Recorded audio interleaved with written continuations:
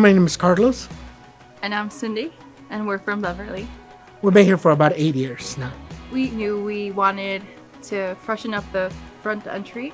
Luckily, I found a person who is dedicated to restoring doors, and we went with the rice pattern. It fit perfectly with the door, and it's a beautiful pattern regardless. So it's just a beautiful American door. It's like the history and the beauty of it. I just love how it looks.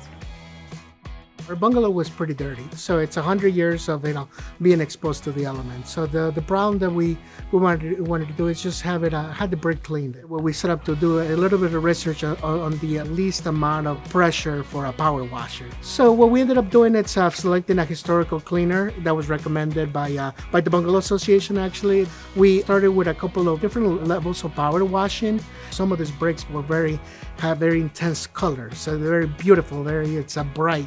After 100 years, a lot of them are very dark. Well, you can bring them back, and this is an alternative to being able to paint it or do lime washing.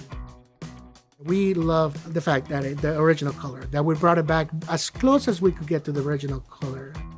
We love how it turned out, and most importantly, we didn't damage the brick, which was the most important thing for us.